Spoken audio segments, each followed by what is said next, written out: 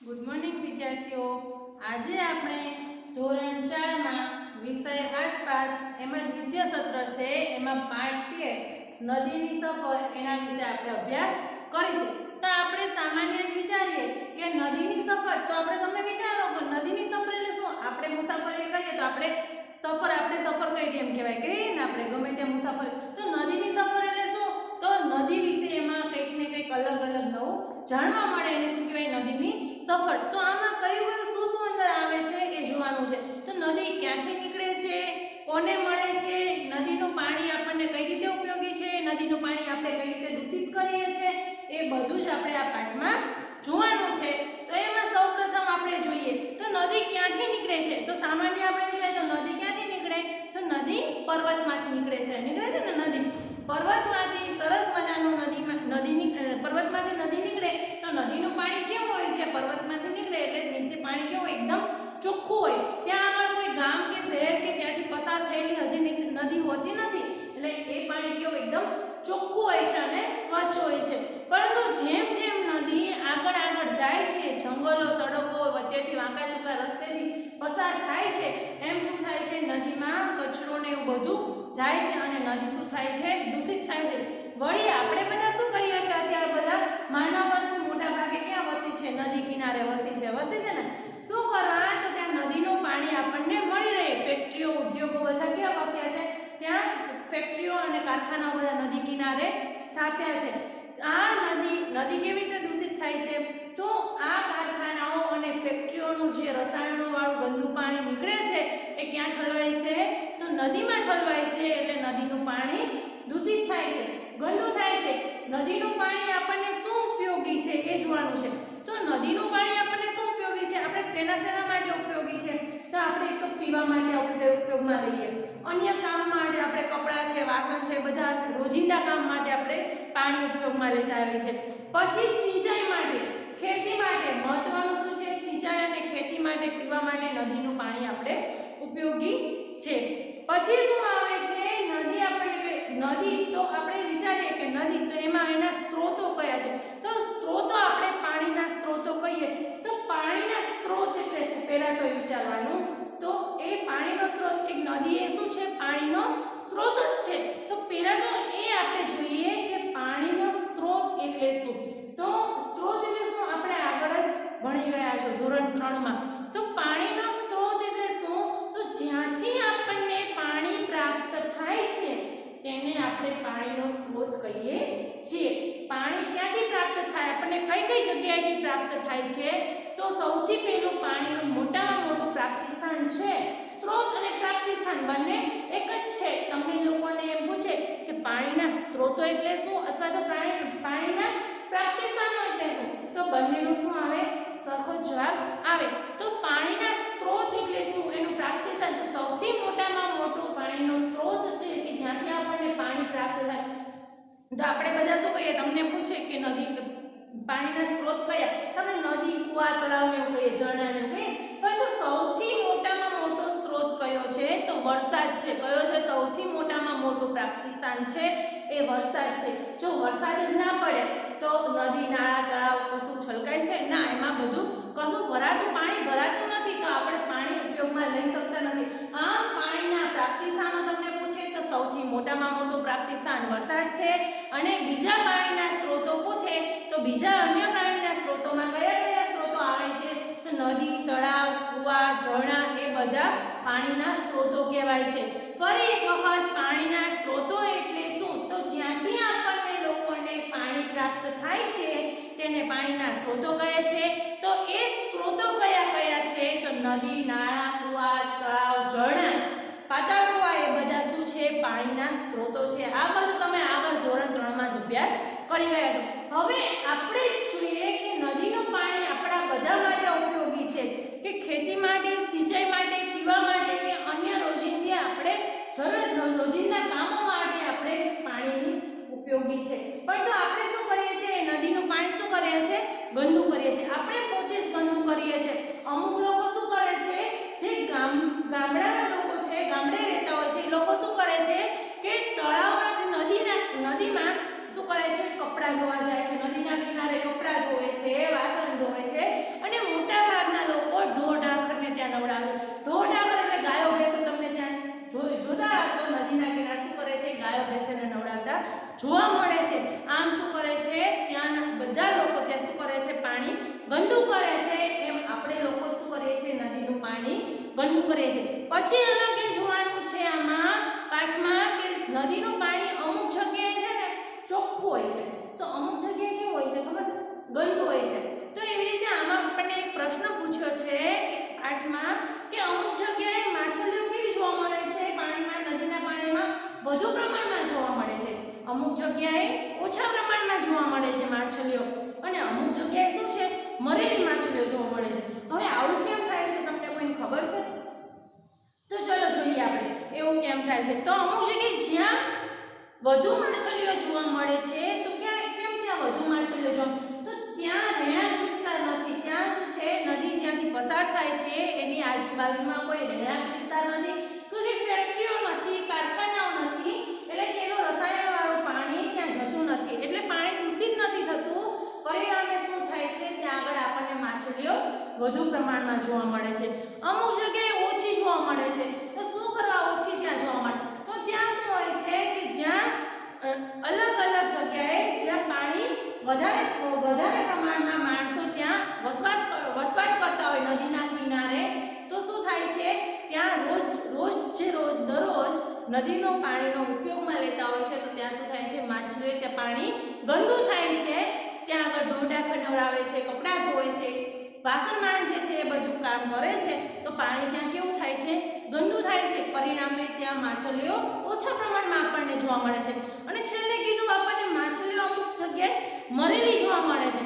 તો શું કરવા મરેલી જોવા મળે છે, કોઈને ખબર છે? તો શું કરવા મરેલી જોવા મળે, તો અમુક જગ્યાએ ફેક્ટરીઓ, નદીના કિનારે ફેક્ટરીઓ, કારખાનાઓ સ્થાપેલા હોય છે, તો આ રસાયણોવાળું પાણી જે છે, ફેક્ટરીઓમાંથી નીકળતું જે ગંદુ રસાયણોવાળું પાણી છે, એ નદીમાં ઠલવાય છે, અને નદીમાં ઠલવાય છે પરિણામે શું થાય છે કે ત્યાં આગળ જે માછલીઓ હોય છે, તેનું રસાયણોવાળું પાણી હોવાથી ત્યાંની માછલીઓ શું થાય છે, મૃત્યુ પામે છે, એટલે ત્યાં માછલીઓ મરેલી જોવા મળે છે. આ આપણને આ પાઠમાં જણાવેલું છે. આ પાઠમાં તમે પાઠ્યપુસ્તક ખોલો તો એમાં તમને ચિત્ર આપેલા છે, ચિત્ર આપ્યું છે, એ ચિત્ર નીચે તમને શું આપેલા છે, અમુક શબ્દો આપેલા છે. એ શબ્દોનો ઉપયોગ કરીને તમારે શું બનવાની છે, આખી વાર્તા બનાવવાની છે, અને વાર્તાને યોગ્ય શીર્ષક પણ આપવાનું છે. તો ચલો આપણે હવે એ વાર્તા જોવાની છે, અને બીજું શું પાઠમાં આવે છે એ જોવાનું છે. તમે સૌ આ બાજુ ધ્યાનથી સાંભળો. પહેલું છે, પાણી જીવનનું અમૃત છે, જળ એ જ જીવન છે. પાણી શું છે, આપણા જીવનનો અમૃત છે. આપણે પાણી વગર કોઈ ટકી શકીએ છીએ? ના, નથી ટકી શકતા. તમને એમ કે એક દિવસ તમે આખો દિવસ પાણી વગર રહ્યો તો આપણે રહી શકીએ? ના, નથી રહી શકતા. તો પાણી શું છે, આપણા જીવનનો અમૃત છે. આપણા જીવનમાં પાણીનો મહત્વનો ભાગ છે. આપણે પાણી વગર જીવી શકતા નથી. એટલે જ તો કહે છે, એવા સૂત્રો પણ આપ્યા છે, જળ એ જ જીવન છે ને સૂત્ર.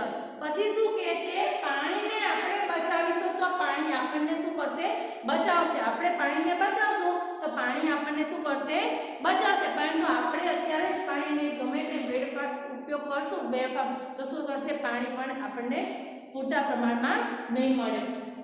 પાણીના સ્ત્રોત કોને કહેવાય, આપણે આગળ વાત કરી તેમ, તો પાણીના સ્ત્રોત કોને કહેવાય છે, જ્યાંથી આપણને પાણી પ્રાપ્ત થાય છે એને પાણીના સ્ત્રોતો કહેવાય છે. તો એવા સ્ત્રોતો કયા સ્ત્રોતો છે પાણીના, તો નદી, નાળા, તળાવ, ઝરણા, પાતાળ કુવા, એ બધા શું છે, પાણીના સ્ત્રોતો છે. પછી નદી, તો નદી આપણે વાત કરી નદી વિશે, તો નદી ક્યાંથી નીકળે છે પહેલા તો એ જોઈએ. તો નદી ક્યાંથી નીકળે છે, તો સૌથી પહેલા નદી એમનામ જ આગળ વહે છે? ના, નદી પર્વતમાંથી નીકળે છે. નદી ક્યાંથી નીકળે છે, તમને પ્રશ્ન પૂછે કે નદી ક્યાંથી નીકળે છે અને કોને મળે છે, તો નદી પર્વતમાંથી નીકળે છે અને એની સફર પૂરી કરીને સાગરને મળે છે. પર્વતમાંથી નીકળે છે, વચ્ચે શું આવે છે, ખેતરો, વાંકા ચૂકા રસ્તા, ગામ, શહેરો વચ્ચે થઈને શું કરે છે, એ સાગરને મળે છે, દરિયાને મળે છે. તો પેલું છે કે નદી ક્યાંથી નીકળે છે, આપણે વાત કરીએ એમ પર્વતમાંથી નીકળે છે. કોને મળે છે, તો એ કોને મળે છે, તો સાગરને, સમુદ્રને, દરિયાને મળે છે. સાગર લખો, સમુદ્ર લખો, દરિયો લખો, ગમે તે ચાલે. નદી કોને મળે છે? તો સાગર કે દરિયાને મળે છે. ગમે તે લખો તો ચાલે. પછી નદીની ઉપયોગિતા. આપણે નદીની ઉપયોગિતા એટલે નદીનું પાણી આપણને શું કામ આવે છે? તો આપણે વાત કરીએ એમ ખેતી માટે, સિંચાઈ માટે, પીવા માટે આપણે નદીનું પાણીની જરૂરી છે. પછી નદીનું પાણી શું થાય છે? દૂષિત થાય છે. નદીનું પાણી આપણે વાત કરી તેમ આપણે લોકો જ નદીનું પાણી દૂષિત કરીએ છીએ. અમુક લોકો શું કરે છે? પોતાના ઢોર ઢાંખરો નવડાવે છે, વાસણ ઘસવા જાય છે અને ત્યાં આગળ કપડાં ધોવે છે, એટલે નદીનું પાણી શું થાય છે? ત્યાં આગળ ઢોર ઢાંખરો નવડાવે, ઢોર ઢાંખર ત્યાં મળમૂત્ર કરે છે અને પરિણામે શું થાય છે? ત્યાં નદીનું પાણી દૂષિત થાય છે. પછી કે છે નદી જ્યાંથી નીકળે છે ત્યાં પાણી એકદમ સ્વચ્છ હોય છે, પરંતુ નદી જેમ જેમ જંગલો, સપાટ મેદાન, ગામ કે શહેરમાં આગળ જતી જોવા મળે છે તેમ શું થાય છે? તે આગળ નદી જાય છે તેમ પાણી દૂષિત થાય છે. શું કહે છે? નદી ક્યારે દૂષિત થાય છે? તમને પૂછે તો ક્યારે દૂષિત થાય? તો જેમ જેમ નદી આગળ પર્વતમાંથી નીકળીને જેમ જેમ જંગલો, સપાટ મેદાનો, ગામ, શહેરો એવી રીતે વાંકા ચૂકા રસ્તે પસાર થઈને આગળ જાય છે ત્યારે શું કરે છે? નદી દૂષિત થતી એની આડે છે નીચે ગામ કે શહેરોમાં જે કચરો હોય એ ધસડતી જાય છે જોડે જોડે, અને શું થાય છે? નદી દૂષિત થતી જોવા મળે છે. પછી હવે આપણે જોવાનું છે આગળ તમારું પાઠ્યપુસ્તક છે એમાં તમારે શું કરવાનું છે? પહેલા ચિત્ર જોવાના છે. એ ચિત્ર પરથી હું તમને વાર્તા બનાવું છું. એ વાર્તા તમારે સાંભળવાની છે. નીચે બધા જે આપેલા છે શબ્દો એ બધા જ શબ્દોનો ઉપયોગ થઈ ગયેલો હોવો જોઈએ. એ શબ્દનો ઉપયોગ કરીને આપણે ચિત્ર વાર્તા બનાવવાની છે. તમારે બધા ચિત્ર હું જે અંદર બોલું વાક્ય એ તમારે અંદર ચિત્રમાં આપેલું છે, એ ચિત્ર છે એનું એ તમારે જોવાનું છે. બધાએ પાઠ્યપુસ્તક ખુલ્લું રાખવાનું છે, બરાબર? પછી એના નીચેના જે સવાલ જવાબ આપણે નદી વિશેના આવે છે એ આપણે જોઈશું. તો ચાલો બધા પાઠ્યપુસ્તક ખોલો.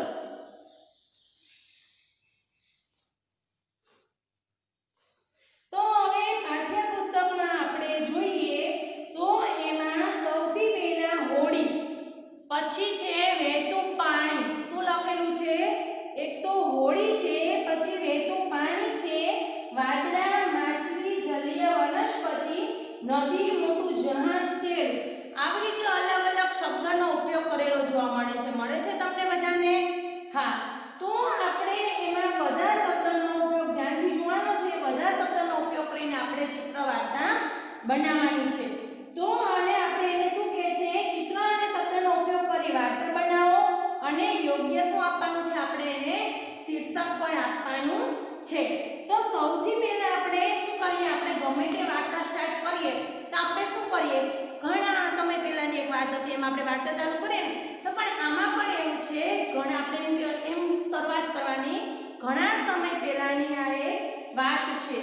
પર્વતમાંથી નદી નીકળતી હતી. પર્વતમાંથી શું નીકળતું હતું? એક સુંદર નદી નીકળતી હતી. પછી આપણે નદી શબ્દ તમે જોયો, અંદર નદી શબ્દ આવી ગયો. પછી શું કહે છે? પછી તમને ચિત્રમાં શું જોવા મળે છે? તો તે નદી આપણે નદી જોવા, પછી વહેતું પાણી જોવા મળે. તમને જોવા મળે છે વહેતું પાણી? તો પછી આપણે બીજું વાક્ય બનાવવાનું કે તે નદીનું વહેતું પાણી કેવું હતું? એકદમ શુદ્ધ હતું. તે નદીનું જે વહેતું પાણી છે એ કેવું હતું? એકદમ શુદ્ધ હતું. પછી શું કહે છે આગળ? કે વાદળો ચોમાસામાં સમયસર વરસાદ આપતા હતા. આગળ વાદળોનો પણ ઉલ્લેખ થઈ ગયો. વાદળ શું કરતા હતા? ચોમાસામાં સમયસર વરસાદ આપતા હતા. પછી આગળ તમને જોવા મળે છે કયા શબ્દનો ઉપયોગ કરવાનો છે આપણે? તો નદી કિનારો નજીક હોવાથી ગામના લોકોને પીવા માટે તથા બીજા કામો માટે પાણી મળી રહે છે. હવે નદી કિનારાનો ઉપયોગ પણ થઈ ગયો કે નદી કિનારો શું છે? ત્યાં નજીક. નદી કિનારો ત્યાં શું છે? નજીક હોવાથી ગામના લોકોને શું થાય છે? પીવા માટે તથા બીજા કામ માટે ઉપયોગી પાણી મળી રહે છે. પછી શું કયા શબ્દનો ઉપયોગ કરશું આપણે? તો આપણે વાક્ય બનાવવા માટે પછી હોડી શબ્દનો ઉપયોગ કરીશું. તો અવર જવર માટે શું અહીંયા જોવા મળતું હતું? નદીમાં હોડી જોવા મળતી હતી. અવર જવર કરવા માટે શું નદીમાં જોવા મળતું હતું? તો હોડી જોવા મળતી હતી. પછી કયા આપણે બીજું ચિત્રમાં શું જોવા મળે છે? તો માછલીઓ જોવા મળે છે અને એમાં લખ્યું જલીય વનસ્પતિ. તો શું કહે છે તે નદીમાં ઘણી બધી શું હતી માછલીઓ હતી અને જલીય વનસ્પતિ એટલે કે જળમાં જે વનસ્પતિ ઉગે છે એ જલીય વનસ્પતિઓ હતી.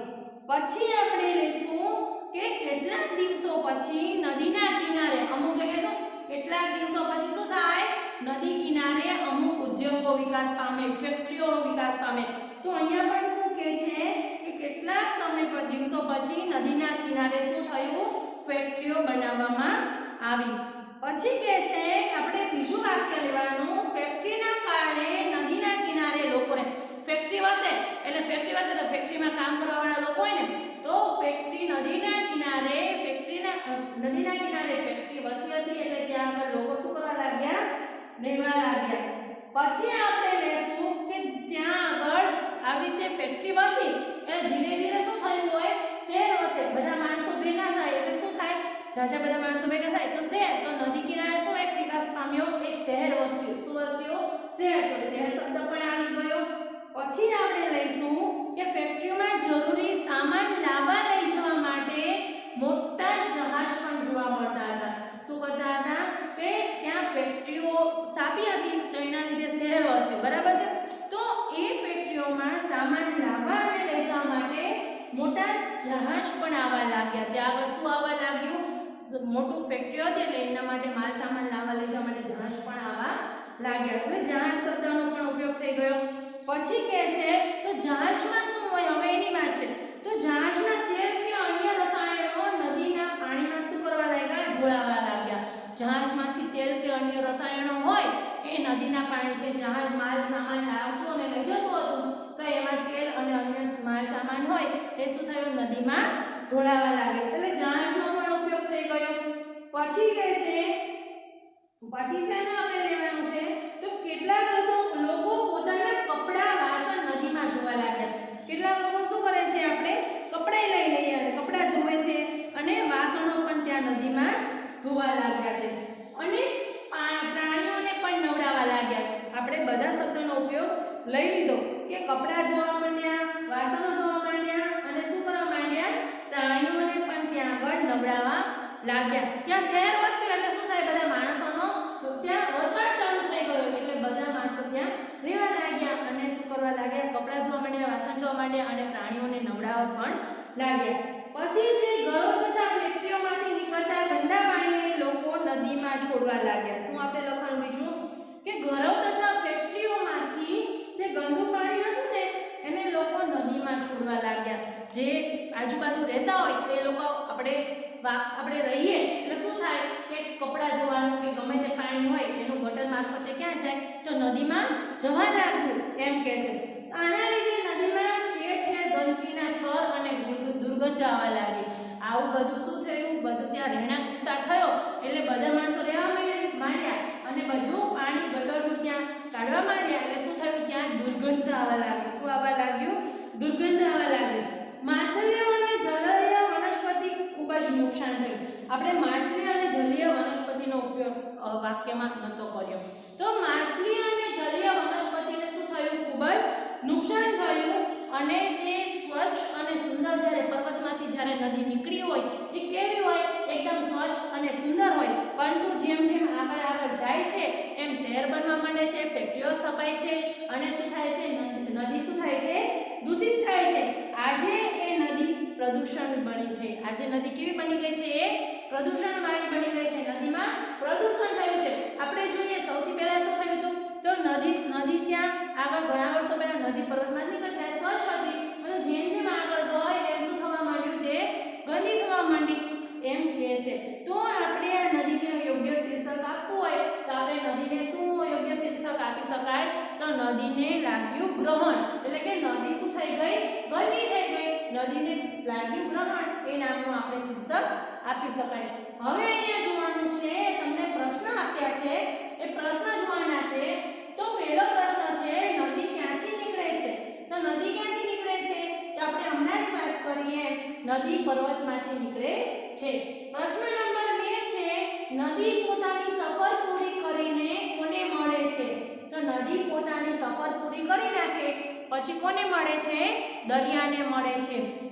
પ્રશ્ન નંબર 3 છે નદી જ્યાંથી શરૂ થાય છે ત્યાં પાણીનો રંગ કેવો હોય છે? તો નદી જ્યાંથી શરૂ થાય ત્યાં પાણી કેવું હોય છે? એકદમ ચોખ્ખું હોય છે, પણ રંગહીન હોય છે. રંગહીન એટલે કે રંગ હોતો નથી. તમે પાણીને કોઈ દિવસ રંગ જોયો? અલગ અલગ કલરનું પાણી ક્યાં જોયું? આપણે અહીંયા આ ગામમાં આ કલરનું પાણી, બીજા ગામમાં બીજા કલરનું પાણી એવું જોયું છે કે ના? પાણીનો રંગ જ હોતો નથી. પાણી રંગહીન છે. કેવું છે?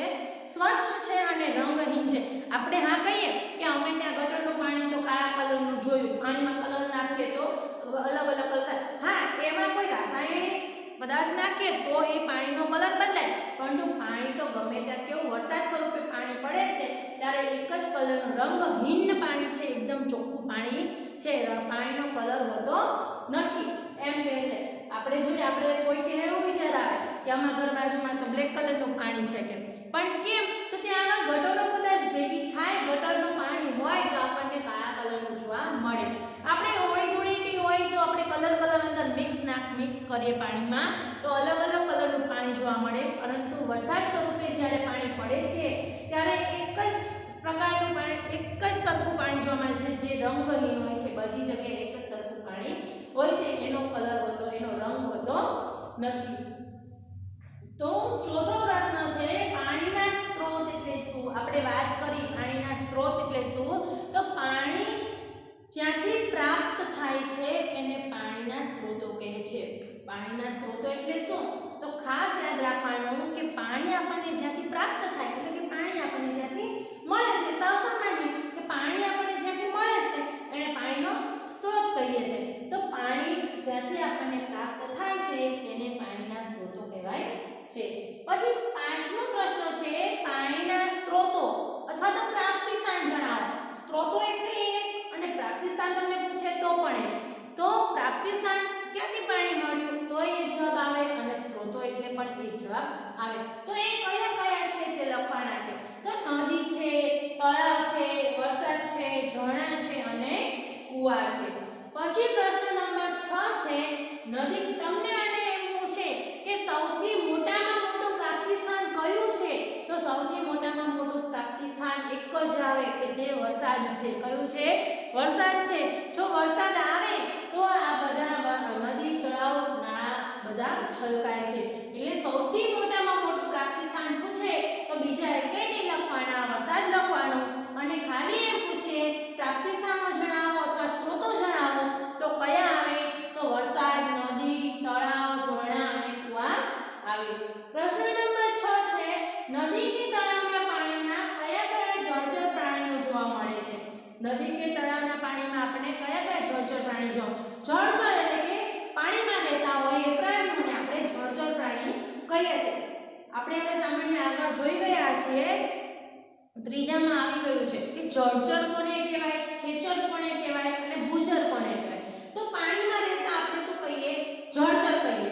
પછી ભૂચર, ભૂ એટલે જમીન, જમીન પર રહેતા હોય એને ભૂચર પ્રાણીઓ કહીએ. અને ખેચર એટલે આકાશમાં ઉડતા પ્રાણીઓ હોય, આકાશમાં ઉડતા જે પક્ષીઓ હોય છે એને આપણે શું કહીએ છીએ? ખેચર કહીએ છીએ. તો આપણને અહીંયા કહે છે કે નદી કે તળાવના પાણીમાં કયા કયા જળચર પ્રાણીઓ જોવા મળે છે? તો કયા કયા જોવા મળે? તો બધાને કયા? એક દેડકો જોવા મળે, જળસાપ જોવા મળે, કાચબા, અને નદીમાં કેટલીક વાર મગર પણ જોવા મળે છે. કયા કયા પ્રાણી આવે છે? દેડકા, જળસાપ, કાચબા અને કેટલીક વાર મગર પણ જોવા મળે છે. પ્રશ્ન નંબર 7 છે, નદીનું પાણી કઈ કઈ રીતે ઉપયોગી છે? તો આપણે વાત કરી તેમ નદીનું પાણી ખેતી માટે તો ઉપયોગી છે. શેના માટે? ખેતી માટે ઉપયોગી છે. બીજું સિંચાઈ માટે ઉપયોગી છે. ત્રીજું છે આપણે પીવા માટે ઉપયોગી છે. અને ચોથું છે કે અન્ય રીતે આપણને નદીનું રોજિંદા જીવનમાં આપણે વપરાશ માટે અન્ય રીતે નદીનું પાણી ઉપયોગી છે. ફરીવાર નદીનું પાણી આપણને કઈ કઈ રીતે ઉપયોગી છે? તો પહેલું છે ખેતી માટે ઉપયોગી છે, બીજું છે સિંચાઈ માટે ઉપયોગી છે, ત્રીજું છે આપણે પીવા માટે ઉપયોગી છે, અને ચોથા નંબરે છે રોજિંદા જીવનનો આપણે રોજિંદા જીવનમાં ઉપયોગ માટે પણ નદીનું પાણી ઉપયોગી છે. અન્ય રીતે પણ નદીનું પાણી ઉપયોગી છે. પ્રશ્ન નંબર 8 છે, ભારતની પવિત્ર મનાતી સૌથી મોટી નદી કઈ છે? ખાસ યાદ રાખવાનું, તમને મોટી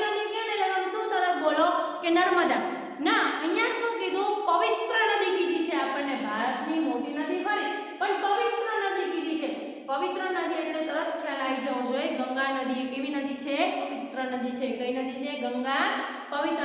આપણે એમ કહીએ કે પાપ કરીને ગંગામાં નહીં લઈએ એટલે બધા પાપ આપણા દૂર થઈ જાય, એવું સાંભળ્યું છે ને તમે? હા, તો પવિત્ર નદી એ કઈ છે? તો ગંગા છે એ પવિત્ર નદી છે. તમને પ્રશ્ન પૂછાય કે સૌથી મોટામાં મોટી પવિત્ર ગણાતી નદી કઈ છે? તો નર્મદા લખવાનું નથી. ગંગા નદી એ પવિત્ર નદી છે. પ્રશ્ન નંબર 9 છે નદીનું પાણી દૂષિત કેમ બને છે? તો નદીનું પાણી કેમ દૂષિત બને છે? તો રહેણાંક વિસ્તારની ગટરોનો અને કારખાના કે ફેક્ટરીઓનું દૂષિત પાણી નદીમાં ઠલવાય છે. નદીનું પાણી એમનામાં જ દૂષિત બને? નદી પર્વતમાંથી નીકળીને તરત નીચે દૂષિત પાણી બની જાય છે? ના. તો કેવી રીતે નદીનું પાણી દૂષિત બને છે એમ આપણને પૂછે છે. તો કઈ રીતે બને છે? તો રહેણાંક વિસ્તારની એટલે કે નદીની આજુબાજુ રહેતા લોકો શું કરે છે? રહેણાંક વિસ્તાર ગટરોનું અને કારખાનાઓ કે ફેક્ટરીઓનું દૂષિત પાણી. રહેણાંક એટલે નદીની આસપાસ લોકો રહેતા હોય તો રહેણાંક વિસ્તારનું ગટર, કપડાં ધોવે, વાસણ ધોવે એનું પાણી બધું શું થાય છે? નદીમાં જાય છે. એ ગટરોનું પાણી શું થાય છે? નદીમાં જાય છે. એવી રીતે દૂષિત થાય. પછી કારખાનાઓનું જે ગંદુ પાણી નીકળે એ અંદર નદીમાં ભળે એટલે દૂષિત થાય. પછી ફેક્ટરીઓનું પાણી નદીમાં ભળે એટલે દૂષિત થાય. આમ આ બધા દૂષિત પાણી અંદર જાય છે નદીમાં એટલે નદી શું થાય છે? દૂષિત થાય છે. ફરીવાર નદીનું પાણી દૂષિત કેમ બને છે? તો રહેણાંક વિસ્તારની ગટરોનું અને કારખાના કે ફેક્ટરીઓનું ગંદુ પાણી, દૂષિત પાણી નદીમાં ઠલવાય છે એટલે નદીનું પાણી કેવું બને છે? દૂષિત બને છે. પ્રશ્ન નંબર 10 છે નદી ગામમાં પહોંચે તે પહેલા તેમાં શું જોઈ શકાય છે? તો આપણે જોઈએ કે નદી ગામમાં પહોંચે એ પહેલા સ્વચ્છ હોય છે. પર્વત પરથી નીકળે એટલે નદી કેવી જોવા મળે છે? સ્વચ્છ જોવા મળે ને, એકદમ ચોખ્ખી જોવા મળે. પછી જેમ જેમ એ આગળ ગામ કે શહેર તરફ આગળ જાય એમ એમ શું એના રહેણાંક વિસ્તાર આજુબાજુ આવે તો શું કરે? અંદર કચરો ઠલવાય છે તો ગંદી થાય છે. બાકી એ નદી કેવી હોય છે? ચોખ્ખી હોય છે. નદી ગામમાં પહોંચે તે પહેલા તેમાં આપણે શું જોઈ શકીએ છીએ? તો એકદમ ચોખ્ખી હોવાથી, સ્વચ્છ હોવાથી, નદીનું પાણી એકદમ ચોખ્ખું અને સ્વચ્છ હોવાથી આપણે તેમાં ઘણી બધી માછલીઓ જોઈ શકીએ છીએ. શું જોઈ શકીએ છીએ? માછલીઓ જોઈ શકીએ છીએ. પ્રશ્ન નંબર 11 છે નદીમાં ક્યાં ખૂબ જ માછલીઓ છે તો ક્યાંક ઓછી અને કેટલીક જગ્યાએ મરેલી માછલીઓ પણ છે. આ માટે શું કારણ હોઈ શકે? આપણે વાત કરી કે અમુક જગ્યાએ કેવી માછલીઓ છે નદીમાં કે વધારે માછલીઓ છે, અમુક જગ્યાએ ઓછી છે અને કેટલીક જગ્યાએ મરેલી માછલીઓ છે. તો આનું શું કારણ હોઈ શકે? તો એનું તો કારણ શું હોઈ શકે? તો નદી કિનારે જ્યાં લોકો નથી રહેતા ત્યાં આગળ શું થાય છે? જ્યાં લોકો નથી રહેતા ત્યાં શું થાય છે? પાણી દૂષિત થતું નથી. પરિણામે ત્યાં અંદર નદીમાં કચરો ઠલવાતો નથી એટલે ત્યાં આગળ કેવી રહે છે? માછલીઓ વધારે પ્રમાણમાં આપણને જોવા મળે છે. જ્યાં આગળ માણસો લોકો રહેતા હોય છે ત્યાં આગળ શું થાય છે? અમુક પ્રકાર શું અંદર બધા કચરો ઠલવાય છે. રહેતા હોય એટલે ગટરોનું પાણી જાય છે અને અલગ અલગ રીતે ત્યાં પાણી દૂષિત થાય છે.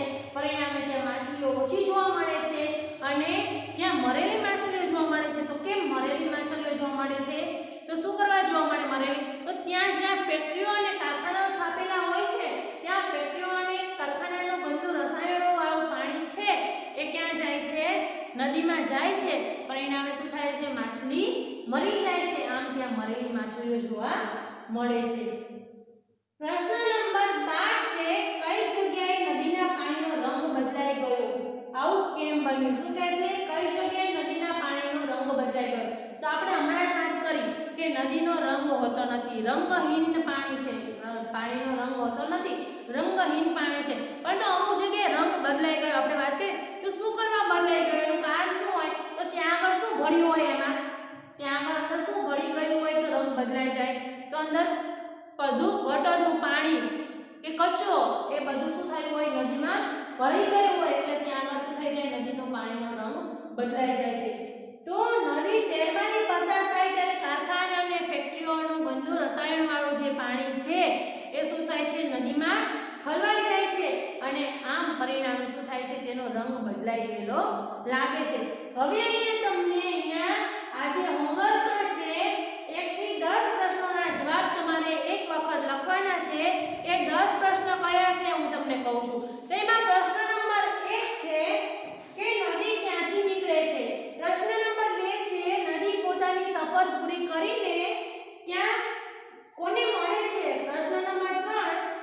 નદી જ્યાંથી શરૂ થાય છે ત્યાં પાણીનો રંગ કેવો હોય છે? પ્રશ્ન નંબર 4 પાણીના સ્ત્રોત એટલે શું? પ્રશ્ન નંબર 5 પાણીના સ્ત્રોત અથવા તો પ્રાપ્તિ સ્થાન જણાવો. તમને સ્ત્રોત કહેતો એ લખવાનું અને પ્રાપ્તિ સ્થાન પૂછે તો પણ એક જ જવાબ આવે. પ્રશ્ન નંબર 6 છે નદી કે તળાવના પાણીમાં કયા કયા જળચર પ્રાણીઓ, જળચર એટલે વાત કરી તેમ કે પાણીમાં રહેતા હોય એ પ્રાણીઓને જળચર પ્રાણીઓ આપણે કહીએ છીએ. તો જળચર પ્રાણીઓ જે જોવા મળે પાણીમાં એ જળચર પ્રાણીઓ લખવાના. પ્રશ્ન નંબર 7 છે નદીનું પાણી કઈ કઈ રીતે આપણે ઉપયોગી છે? પ્રશ્ન નંબર 8 ભારતની પવિત્ર મનાતી નદી કઈ છે? આ ખાસ ધ્યાન રાખવાનું, તમને પૂછે કે ભારતની મોટી પવિત્ર ગણાતી નદી એમ પૂછે તો અમુક તો મોટી જાણીને શું લખ નાખે નર્મદા. ના, પણ અહીંયા તમને એમ કીધું છે કે પવિત્ર મનાતી નદી કઈ છે તો આપણે આમાં આવશે ગંગા. પ્રશ્ન નંબર 9 છે નદીનું પાણી દૂષિત કેમ બને છે? અને લાસ્ટ પ્રશ્ન નંબર 10 છે નદી ગામમાં પહોંચે તે પહેલા તેમાં શું આપણે જોઈ શકીએ છીએ?